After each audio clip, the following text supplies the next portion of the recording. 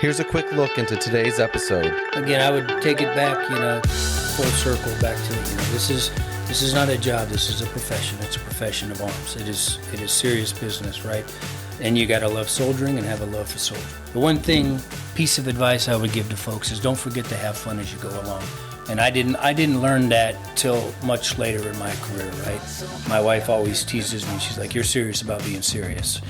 I don't know if that's a compliment or a dig, but I know what she means. I had to learn kind of, this is a serious business, but, don't take yourself too serious, right? Don't get lost in your own museum out there doing these things, right? Have fun as you go along, because every job's a gift. At the end of the day, the Army is going to spit us all back out to where we came from, right? We're going to be a little bit older. Welcome to another episode of Teach Me to Fish, where our purpose is to help leaders better understand what drives people. In today's world, the core of recruiting and retaining talent revolves around leadership. And not just average leadership, but motivated, values-based, inspirational leadership. Our purpose is to get a little bit better every day.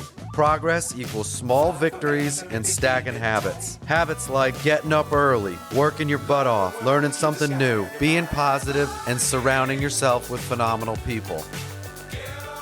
Okay, so I'm excited to do what we're doing here today. We're doing a quick hitter, and why do I call it a quick hitter? Because, I'm going to walk in here, we're going to start executing, we're going to start talking, we're going to have an amazing conversation. So today I'm with Sergeant Major Schmidt. He's a friend of mine that I met a few years ago, but now he's also our Command Sergeant Major of United States Army Pacific. And, so when you said yes to doing this, I saw this as a huge opportunity for not just me selfishly to kind of learn something from you. It's like sitting down in the CSM's office, right? What does a good officer do? They say, "Hey, Sergeant Major, can I get a few minutes of your time? Can you tell me how, what direction, what your thoughts are? What are you seeing out here, right?" And so I'm going to be a little bit quick today, quicker than you usually hear me on some of these, because I just looked at my notes and I've got like 1, 2, 3, 4, 5. I got 11 things that I want to talk to you about. And in an hour, 11 things is like, that's less than 5 minutes per thing, right? Yeah, but I'll start to pull the strings on the 25 things that you kind of got there on your notes and the things that you want to talk about. But before anybody will ever take anything you say and say, "That makes sense to me," I really like the way that he said that. They got to understand who you are. They got to believe in you. They got to be like, I know who that person is now. Now I'm going to take what you said and make some sense of it. So if you could just do a quick little 30-second intro, Sergeant Major, and like tell us like who you are, and maybe even what do you want people to kind of think when they hear your name? First, thanks for having me. It's an honor to be on your podcast. I follow it on LinkedIn and some of the other social media platforms. So, I am Jason Schmidt. I am the USERPAC Command Sergeant Major. I come from a long line of military folks in my family. My grandfather was a rifle platoon sergeant in World War II in the Pacific. My father is a Vietnam vet, all my uncles and my brother and myself. So we have a passion for soldiering and serving the nation. So that's kind of part one of my identity. But I think more importantly, the other two pieces of my identity that are the most important is husband and father, because those two kind of guide, and shape where I want to take my family's life and love of soldiering. So piece of loving a soldier is my family's. I love soldiering and I love soldiers. So those three actually, fit together very nicely with our unique lifestyle, as you well know, being in the military. Yeah. I really love that you started off with that, Sergeant Major. And for those listening, like by no means did I prompt them for that or anything, but I really love, and that's why I wanted you to do an episode with us, because that's the way people feel when we talk to you. That's the way we feel when you're walking around as the Command Sergeant Major. You're not just the person that's telling us what, things to do to get better. Like I actually see like my son and daughter, my son's in the Army, right, in the 101st, and my daughter's at West Point right now. And I think like I would want them to have a Sergeant Major like you. Like I would want you to be treating my son and daughter like it was your son and daughter, right? And because that's the same way I look at it too, is I say, I see these kids walking up and down the street and I go, they're the same age as Ryan. That sergeant right there is the same age as Brady. Yeah. That captain right there is the same age as Hunter. Yeah. And I hope that those parents. They're also a younger version of us, right? Yeah. If you take it back however many years you served, like I'm going on 31, but that's that's us if you rewind time. Amen. Yeah, amen. And you're taking care of people like that. And I think that's a good spoiler alert. Like that's a little bit of a, what are we going to spend most of our time talking about here? We're going to talk about your story, but we're going to talk about is how throughout your story you saw that kind of leadership. You felt that, growing up as a soldier. And I think it's kind of manifested itself into the kind of leader that you are today. So why did you join in the first place? Well, I kind of always thought I wanted to be a soldier from a young age. Again, we talked about generational service with my family. I won't say it's expected, but at least, it's implied. But one of the unique things to my story is as I grew up, the son of an Air Force chief, right, moved around globally, been in Deers a long, long time. One of the things we used to do is go back and work on a farm as a kid. My dad's a farm boy. He joined the Air Force in Vietnam during that time frame, but actually had the opportunity to get stationed in Minot, North Dakota, and spend a good portion of my youth up there. So on the weekends and summer months, we would work the farm. Well, one of the things I used to do is look at my grandfather's World War II uniform. And part of the unique story of this, and it's really, I couldn't make this up on a bad day, is the patch I stared at, right? And a lot of people don't believe me when I tell them this story. It's actually the USARPAC patch. Really? His last unit in World War II in the Pacific was United States Army Pacific. I didn't really understand it as a kid, right? I didn't know the units and all that other stuff, but 31 years later, it's pretty humbling to come full circle and be able to be the command sergeant major of United States Army Pacific and know that that's the same patch that I stared at as a young kid, working on the farm. Yeah, that's pretty awesome.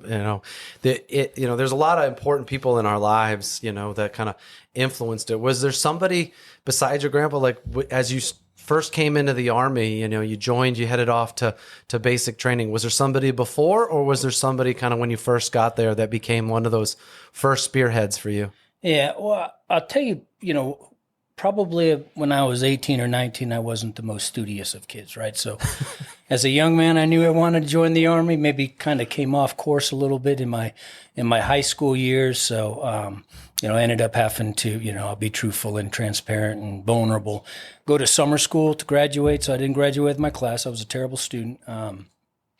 So I had ended up finishing up the summer school piece to graduate and get my diploma. And then I was cooking pizzas. And what I really got tired of was, the cornmeal burning my face because I was a pizza cook. Yeah. At a place called Peter Piper Pizza out in Sun City, Arizona. So that was really one night I was like, there's no future in this, right? The bell went off and it kind of redialed me back to, my younger purposes of where I saw myself in life. Yeah. That is so common. Right. So I had to retake the Regents class between junior and senior year because I failed the English portion of the written portion. I didn't take it serious. I didn't prepare, and I had to redo it between my junior and senior year in summer school.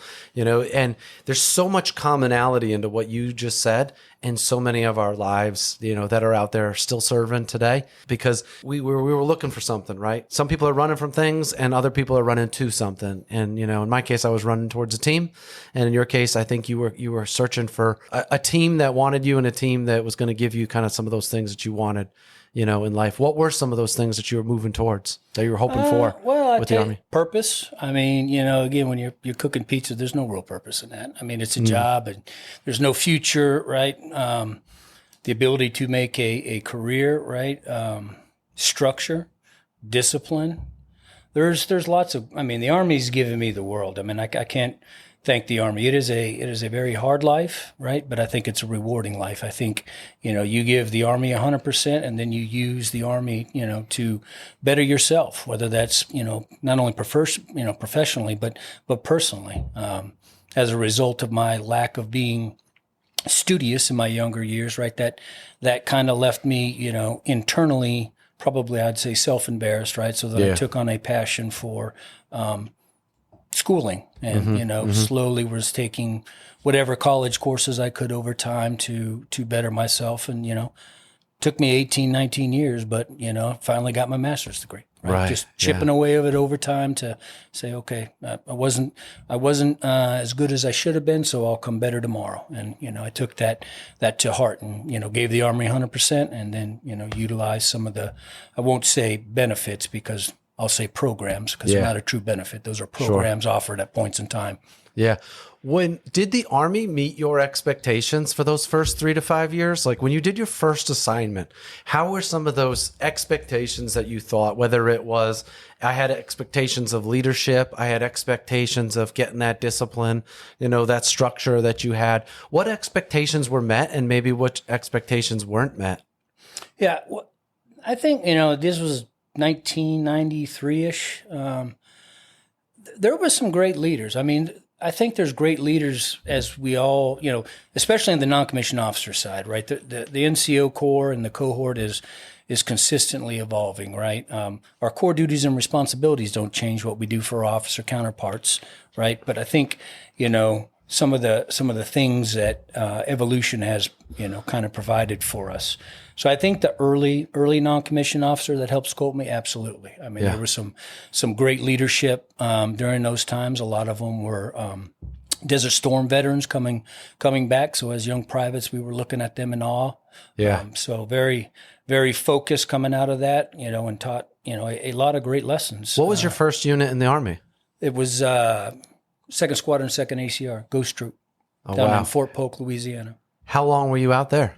About 3 years, and then we went to Haiti for Uphold Democracy, and then I transferred to 509th Airborne.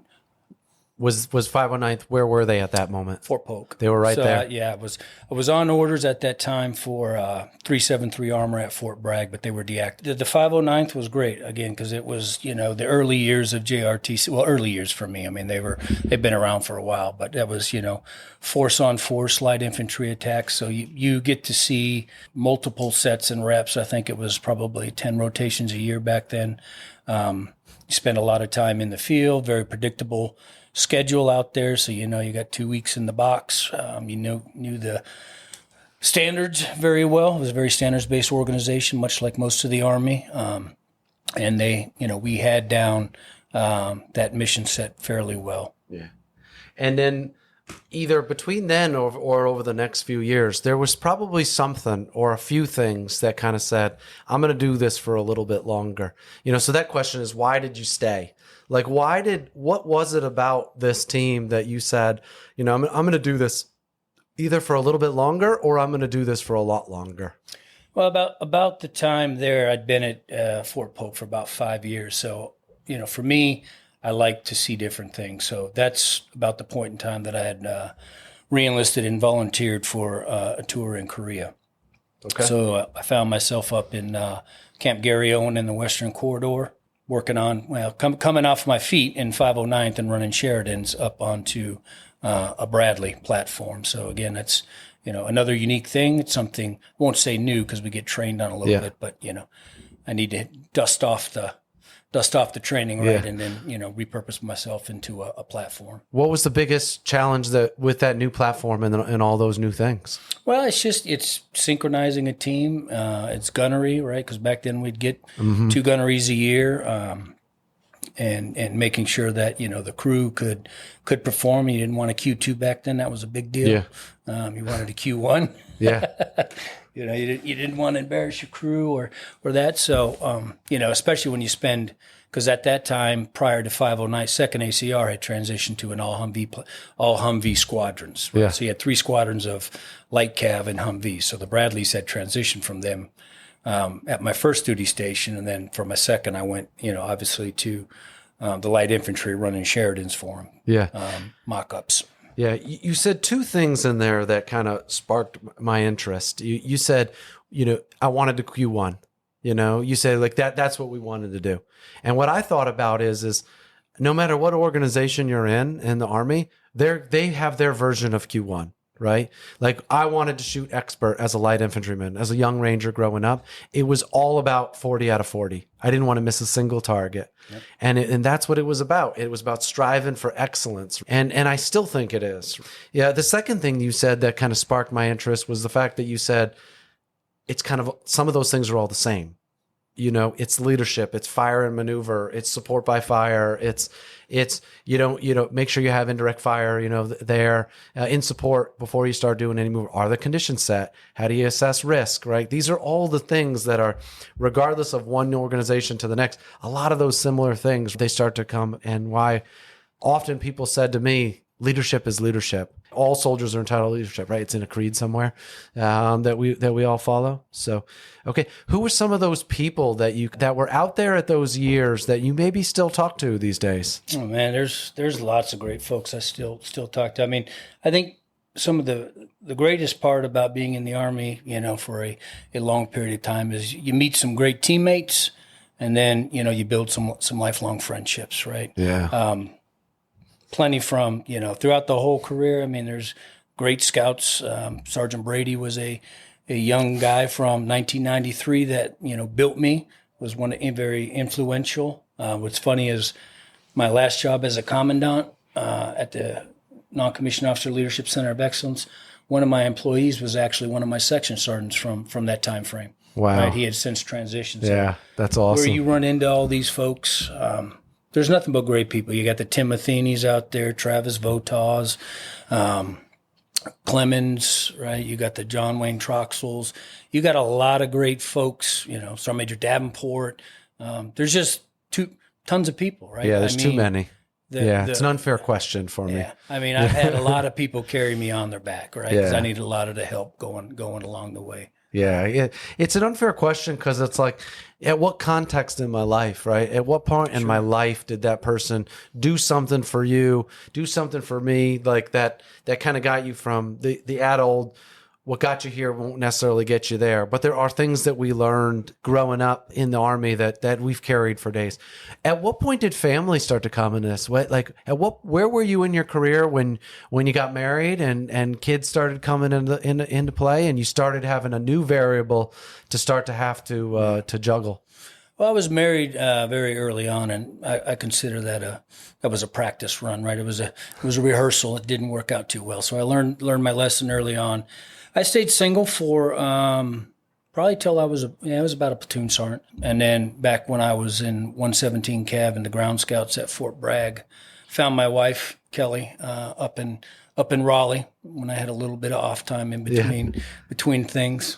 Yeah, and then how soon before kids started coming along? Well, this was right before the invasion. So, I had really just started dating my wife then. I'd done probably 3 or 4 dates with her. And then, of course, the lockdown, and of course, didn't tell her anything and was gone. And then I popped back up and called her, and she's like, well, where you been? I mean, she kind of put 2 and 2 together. Sure. And knew what was going on, but she waited around. Yeah. And then, uniquely, I had to go to a school, so I said, "Hey, I got to go to school at Fort Benning," and then when I come back, we'll go out and do all this stuff. And then when I'm in Pathfinder school down at Fort Benning, I get a call from my first sergeant, says, "Pack your stuff. As soon as you graduate, we're going right back." And this was 90 days later. So got back, got another date with her, and say, "Hey, we got to go again." So she waited around and knew that she was probably the one, because she was obviously very patient. I was at that point in time in my life where I needed that kind of structure, right? And there's a lot to be said for a lady that does that. So once we got back from that deployment, then I had orders to be a scout trainer down at JRTC. So I said, "Hey, I'm going down there. You want to travel along and date some more?" So she came along, and then we got married shortly. Good for you. Shortly after down there. Good for you. I think it's important to understand, like, from every leader has like a different path in their life, right? Whether it's a leadership path, and then they start to incorporate their family into it, and so then it becomes part of the calculus, on how do you do all those things. For me, I did my enlisted years, and then we got married. We had 2 kids. I became an officer. I did all these things in a couple years, but it changed my life forever. Like, I'm sure it changed your life as soon as you have somebody that you can count on, that kind of helps you, that you can bounce great ideas off of, and helps be that litmus test, right, on how do you take care of soldiers and families. Well, it helps if you've got somebody that's kind of coaching you along, and Kelly definitely did that for for you. I'm sure with 31 years in the Army at this point, you've been a part of a lot of special organizations. One of those organizations that like had so many people that kind of came out of it that still touch base with each other, everybody, whether, they all kept going or whatever, for whatever reason, what makes some of those units special for you? Yeah. Well, I think, for me at that time, it's probably for at least the scout community or the airborne scout community, it was 117 Cav. It was Shadow Troop, because there was really, during the early years, before they went to RISTAs, there was really only three places you could jump, and that was 509th Airborne, 117 Cav, and then you had two slots at JRTC as scout trainers, and that was, because of 373's deactivation earlier. So 117 Cav, has a lot of at least the scouts that have, came out and continued to do, great things for the Army. You got Sergeant Major Davenport, you got Sergeant Major Clemens, Travis Votaw, Carl Parker, Tim Matheny. There's the whole list goes on and on. Right. But that company / troop level organization, I think, had a lot of very dynamic leaders. The SEAC, John Wayne Troxell was the first sergeant of that. Yeah. So I mean, there's so many great leaders that 117 Cav pumped out that it's just probably fill a volume of books. Sure.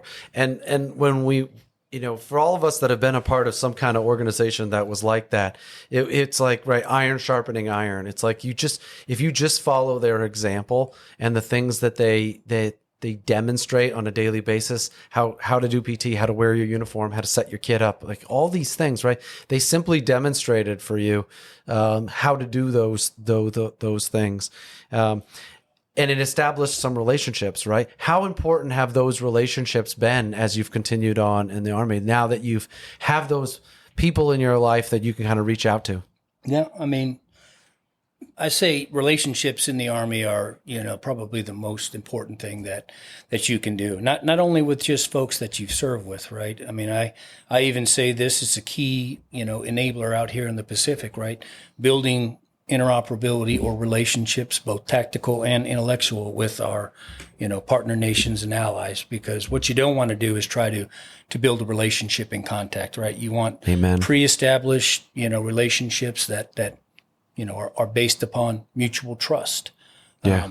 And that's also, especially out here, it's not just with our partner nation allies, right? It's with the joint force, because we're not doing this alone, right? Yeah. So whether it's in your service, relationships are very important. Whether it's, exterior to the joint force, it's very important.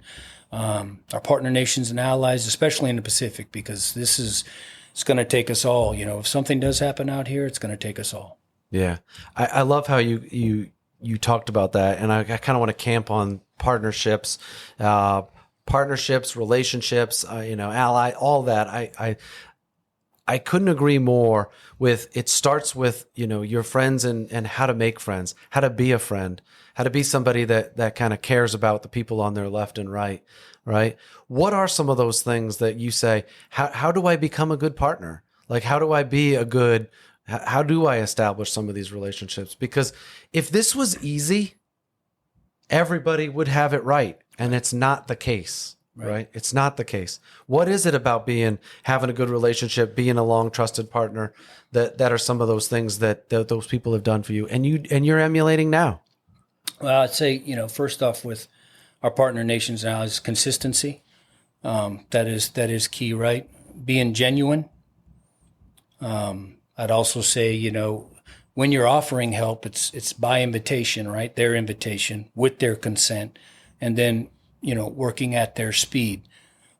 A lot of the things that we do, when we do our, we got about 45 different exercises synchronized throughout the year as we do pathways and we campaign in the Pacific. It has the tactical pieces baked into it. So when you think about the lethality and the readiness that we're building, those our commanders are already baking into these exercises. A lot of the things that some of these countries may be looking for, I call it the intellectual interoperability, right? It's how do you get a, non-commissioned officer like X? And, those are some of the things that we work on with, are you empowered non-commissioned officers? Do you have, something that guides you, whether that's be, know, do, whether that's your character, intellects, presence, lead, develop, achieves. I mean, those types of things. Are you written into doctrine, right? Do you have a relationship with your officer cohort? Are they empowering you to do your core duties and responsibilities? So some of the unimplied work on the side, we do a whole lot with the lethality and the readiness piece, just through the campaigning actions. But there is a little bit of professionalization or intellectual interoperability that we try to bake into, right, as they look to professionalize some of their NCO cohorts. Yeah. The part there I hear you saying, right, and the words you didn't say backbone of the Army, but that's what I hear, right? NCO Corps, backbone of the Army, right? There's a tendency sometimes when someone's speaking strategically or somebody's in a position, to talk about something at the higher levels, right? And we want to, we forget about the basics, right? We forget about some of the things that happen at the lower level because there's this tendency to say the things that you think that the people want to hear, right? But what I heard you say is Warrior Leaders Course, the NCO academies. These are the places where the backbone of the Army is becoming great partners. Consistency, they're becoming genuine. They're standing in front of people, giving a class. They're figuring out how to communicate with people, how to be trusted, because they're able to, cross their T's, dot their I's. They're able to do these processes, the gunnery. They're able to qualify Q1, first go. And get out there. You're demonstrating competency, right? So it's not forgetting about where we came from, but for a lot of our junior soldiers, they need to be taught where to come from, right? They need to be taught from the beginning. And so I think sometimes there's this fear of, well, I don't want to be considered that guy that all I think about is tactical stuff. But if you forget about it, everybody else is going to forget about it too, right? So in that area, backbone of the Army, a lot of the things I just kind of rambled on about real quick, some of those thoughts on things that even from your level, you feel like I got to keep pushing with the command sergeant majors. I just saw Mobar the other day, and he's like, and every time I see him, we talk about sector sketches, we talk about maps, we talk about, let me see your status card, and do the soldiers that are in that fight position know what's going to happen for the next 24 hours. And if they don't, it tells me everything I need to know about that platoon. Absolutely. And that company and all the way up to the top. Absolutely. I mean, the SMA says it brilliantly, right? And he says, be brilliant at the basics, right? I think at Echelon, you define what those basics are. I use the age-old adage all of us have heard for many times, right? Shoot, move, communicate, medicate, and then, all that in field craft, especially out here. In the Pacific, you're going to have to be comfortable at being uncomfortable. We have the most arduous terrain, known to this globe, from the coldest out in Alaska out to, jungles within our zone, right? So if everybody does what they're supposed to do, right? Non-commissioned officers building the individual tasks that then can be incorporated into the collective training for their officer at whatever echelon, then those building blocks are going to work, right? I mean, the Army's brilliant in the way we can do training. If non-commissioned officers take what we're tagged and charged to do, right? Build small crews, individuals, and teams, then that piece works. If our officer corps does what they're supposed to do and does the collective training right, then it trains the entire unit. That piece works, right? It's neat to see it in action.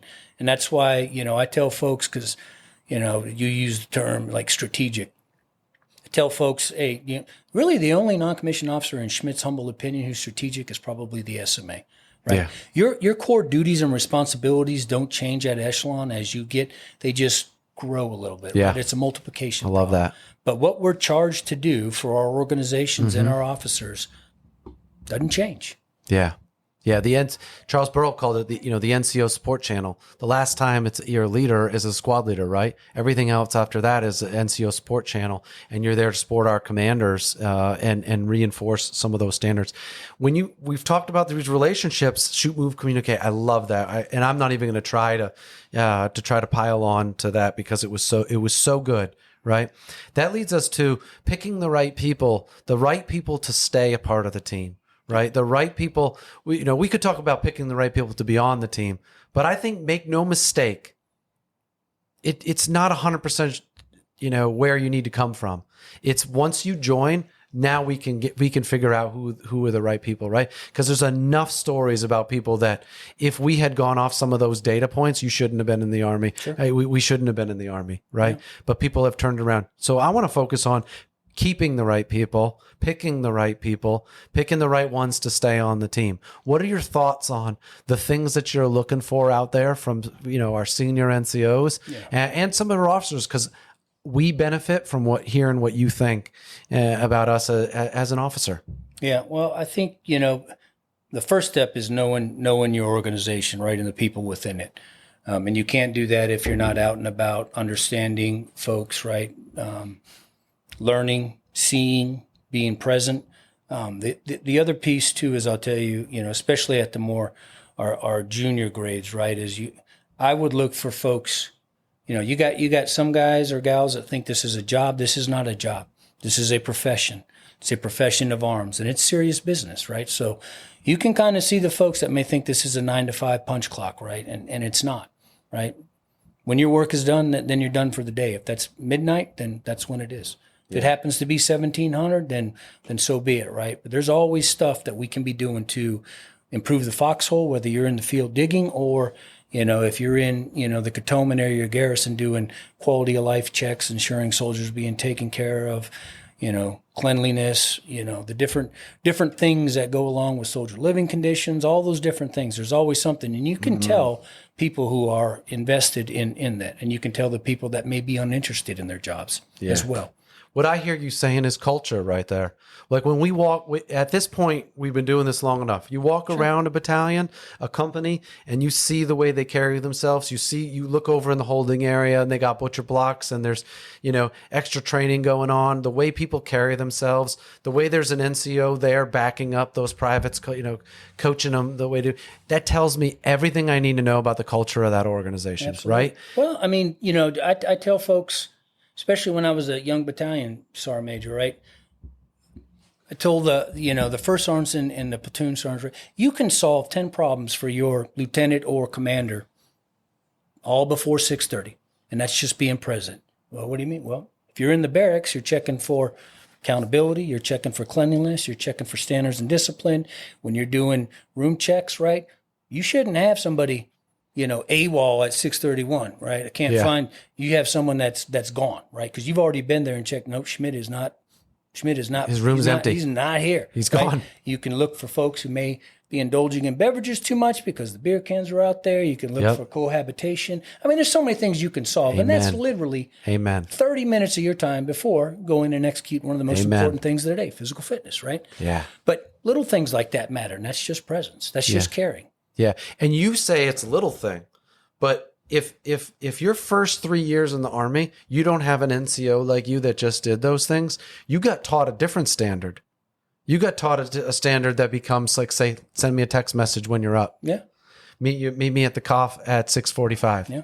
If that's the first time you see somebody, they could have sent that text message from anywhere, right? That's true. And so that you say it as if because that's the way you grew up, right? That's the way I was taught as that same thing.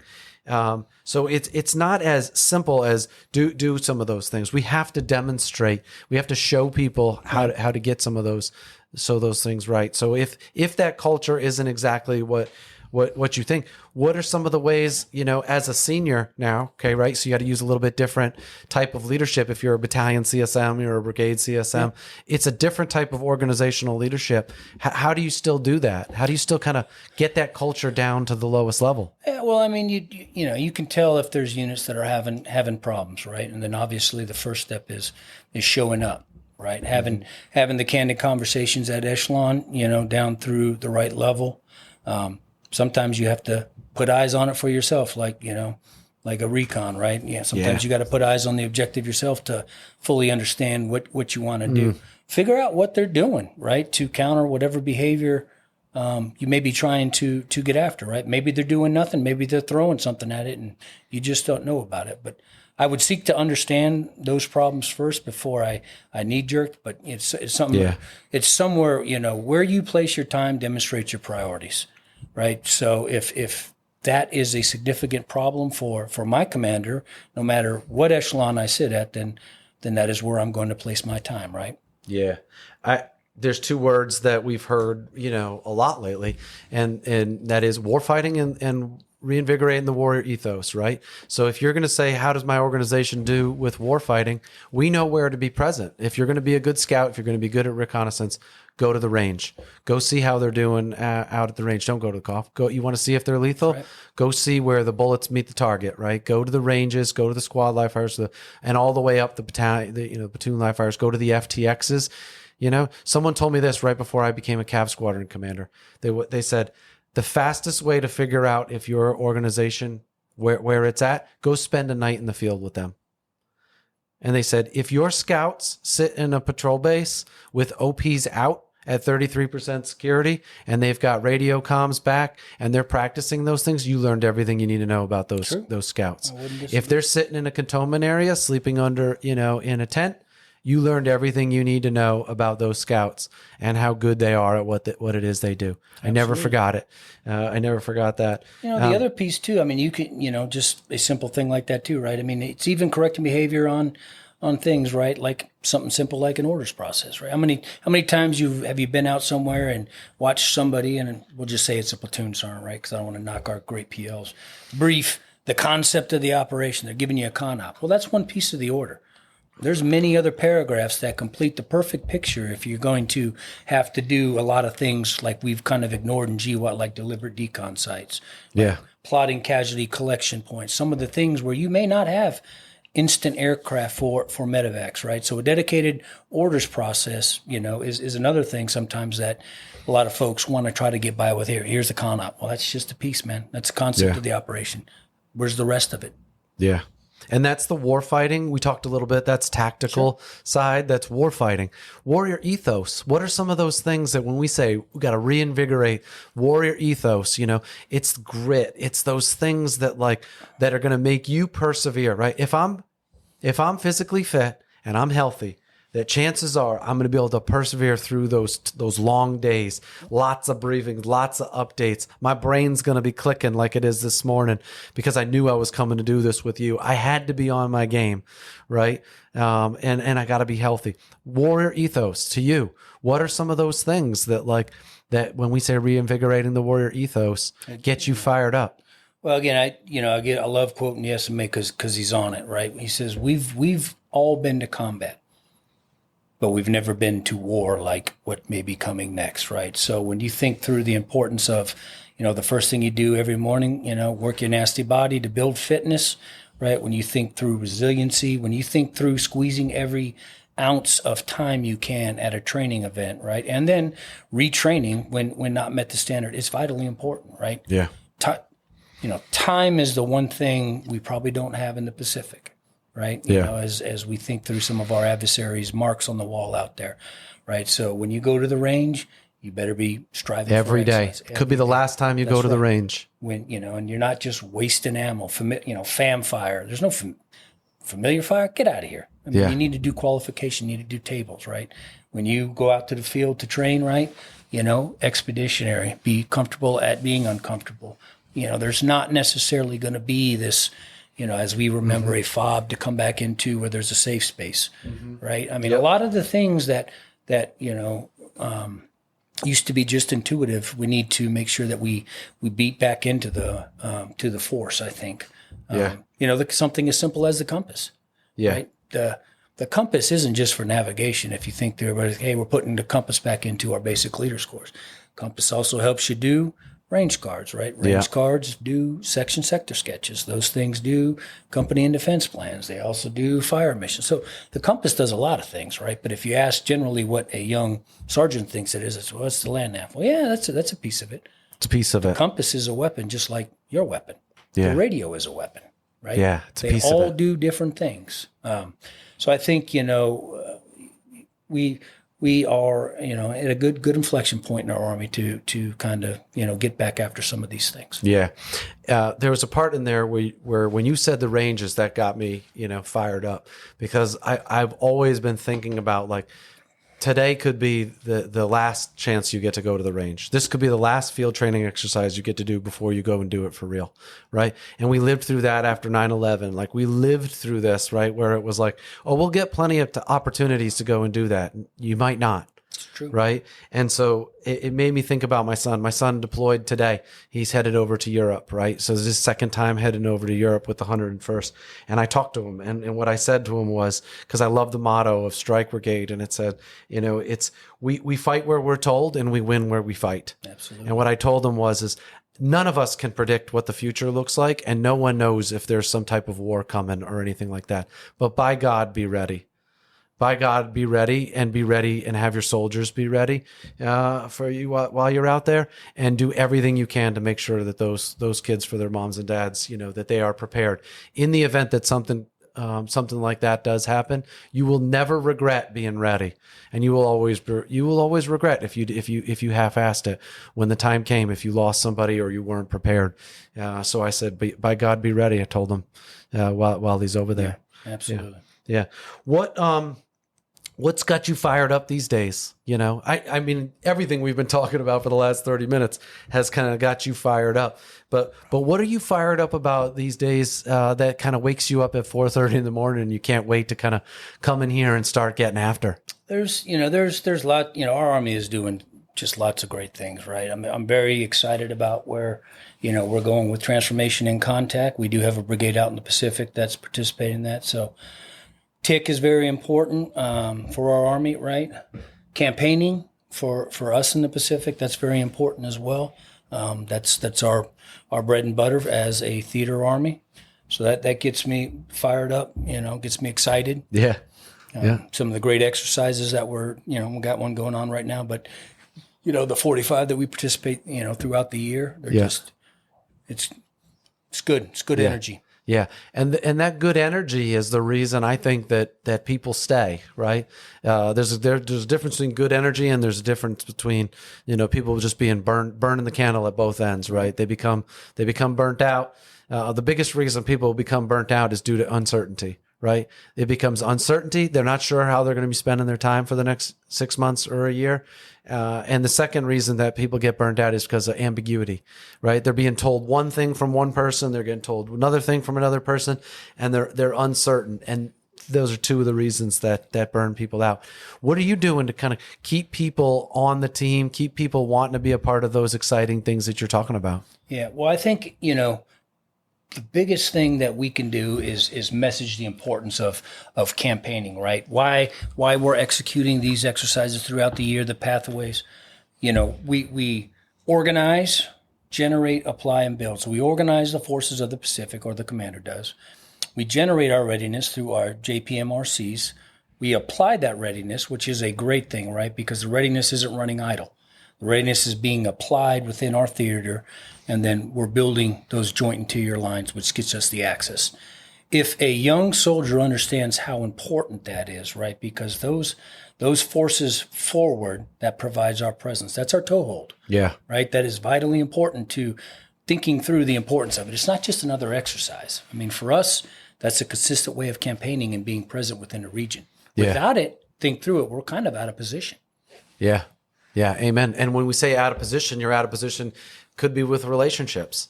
It could be you're out of position with being prepared. Correct. Like you don't know how to use your equipment well enough. Did you bring the right equipment? Did you bring your digital fires? Did you bring these things to be able to go to the range and train with? Did you bring the right equipment? Did you bring all your people? Right. If you only bring 50% of your people to an FTX, even if everybody got the greatest FTX out of it, you've only trained 50% of your folks. Right. You said it earlier, being present is the greatest thing that you can do, is being present out there and be able to put people together. So being consistent, generating, applying. What are some of the things that you're seeing that you think people, when they say, man, I want to be a part of that. I want to be a part of not just what's in the Pacific, but I want to be a part of that. And we can demonstrate, we bring people along the way and they will see it. They want to be a part of this, longer term, our partners or our soldiers themselves. Yeah, I think that, like I said, the uniqueness, the greatness of, our theater, right, is the challenges that it brings. And where there's challenges, there's lots of opportunities.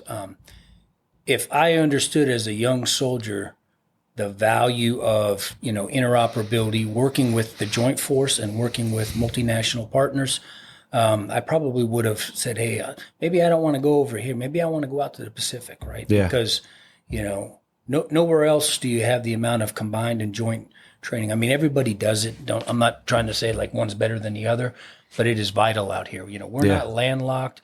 We got one international date line, 14 time zones, 3,000 different languages. So when you think through just some of the environmental challenges, and then you think about the threat in the Pacific, whether it's pacing or otherwise, right? This place is a good place to soldier. It's a good place to campaign, right? And if you want to be challenged, and most of us do want to be challenged, right? We want to be in a challenging point. Come into the Pacific. Yeah. And your comment earlier, this is not a job. This is a profession, Absolutely. And for some of us, this is our life. It is one and the same. Like I have not tried to create this. I've got my business life and I've got my personal life. Like this is a family business for me. If half my army half my family is in the army at this point, right? Like I've been doing this since I was 17 years old. Longer than you could shave.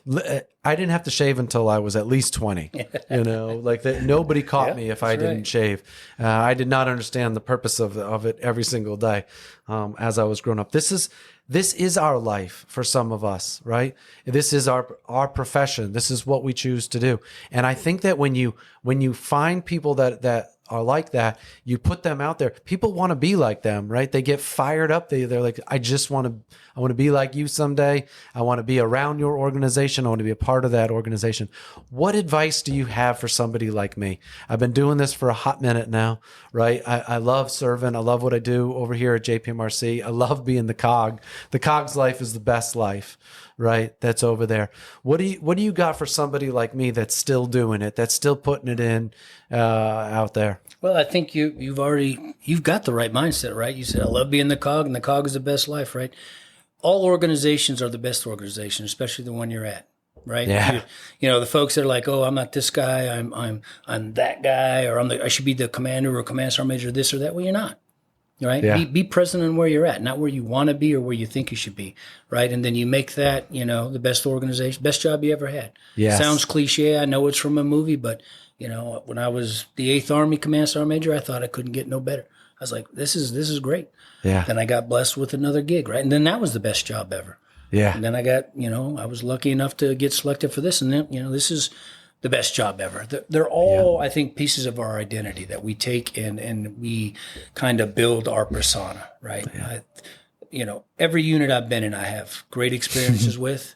From the time I was a private all the way up to now.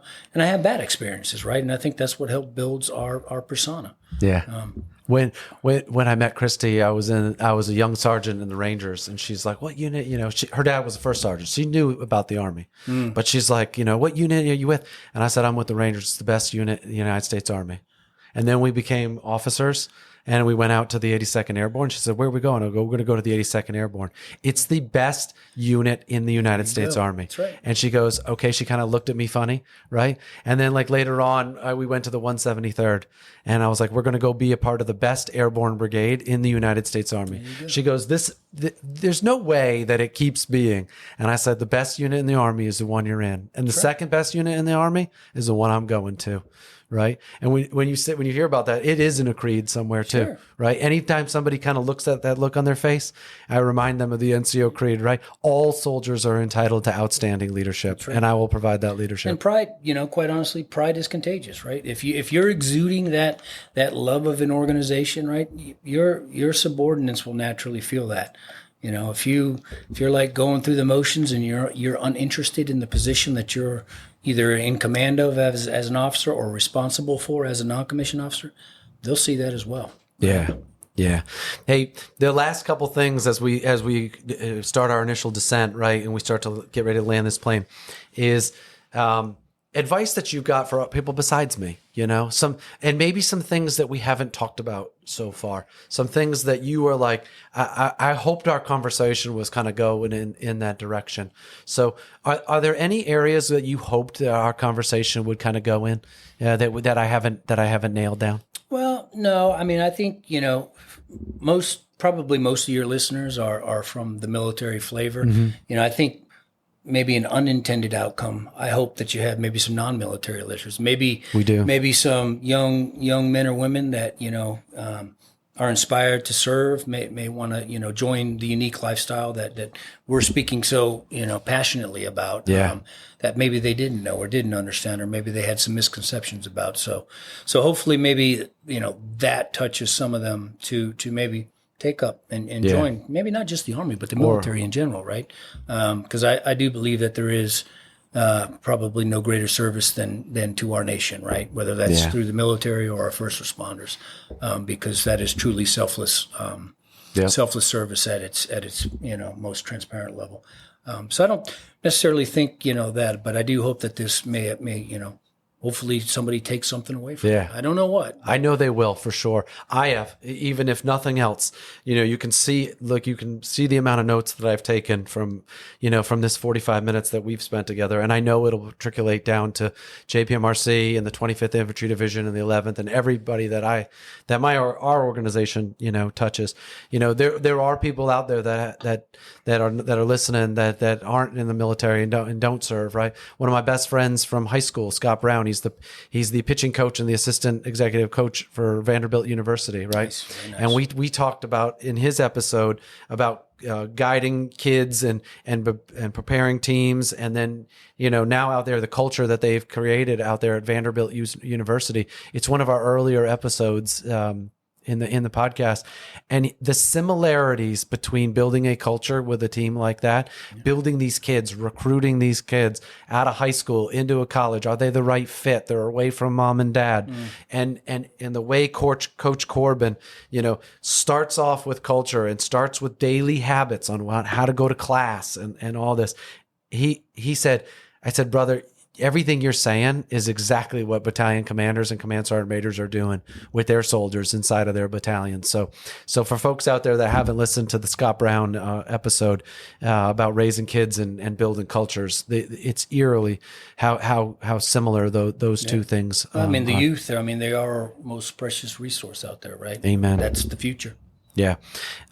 What advice do you got, or anything for the folks, those of us that are serving? That we haven't it's the so what, right? Yeah. So what? We've been talking for 50 minutes now, So what if there was like one or two things that you kind of tell everybody every single time that you see them? What are those things? Again, I would take it back, full circle back to, this is not a job. This is a profession. It's a profession of arms. It is serious business, right? And you got to love soldiering and have a love for soldiers. I say that often, but the one thing, I did a podcast for Nickel Co. The one piece of advice I would give to folks is don't forget to have fun as you go along. And I didn't learn that till much later in my career, right? My wife always teases me. She's like, "You're serious about being serious." I don't know if that's a compliment or a dig, but I know what she means, right? So I had to learn kind of, this is a serious business, but don't take yourself too serious, right? Don't get lost in your own museum out there doing these things, right? Have fun as you go along, because every job's a gift. At the end of the day, the Army is going to spit us all back out to where we came from, right? We're going to be a little bit older, but we're going to be a civilian again. We came in a civilian, we're going to leave a civilian. Yeah, and it's in a song somewhere, right? Absolutely. The Army keeps going, the Army goes rolling along. Right. And we sing it all the time. Lots of great leaders coming up behind us, right? So I just say that. Don't forget to have fun as you go along, because the Army's, it's a tough life. There's lots of tough times that you go through, but remember the good ones, right? Because the good will be able to counterweight, some of the challenging times that you have. Well, thanks, Sergeant Major. I really appreciate you, giving me this time today to kind of learn from you. More importantly, for all the people that are going to get a chance to hear what you're about, and I can assure you that what you're about is it's making its way to those of us that are around you, because you're demonstrating the right way to do it. So I appreciate it. Thank you. Thanks, sir. Thanks for having me. I appreciate the time. Yeah, awesome. Thanks for listening today. I hope we sparked some thoughts about the people that have inspired you to be who you are today. I hope you share some of your thoughts, and better yet, demonstrate them for the people in your life. Our pursuit is to get a little bit better every day. Progress equals small victories stacked on top of each other, building like compound interest. Keep stacking these positive habits. Habits like getting up early, working your butt off, learning something new, being positive, and surrounding yourself with phenomenal people. Please share your comments at the links in the show notes and DM us at Teach Me to Fish podcast on Instagram or Facebook. Looking forward to our next conversation.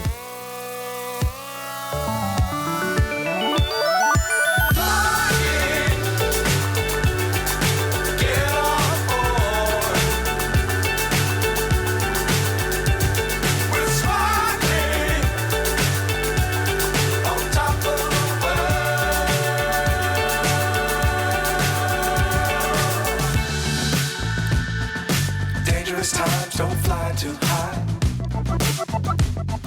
Be sure to keep the ground in sight. Fly forever if you keep it tight. Love the world, but keep the sky on your mind.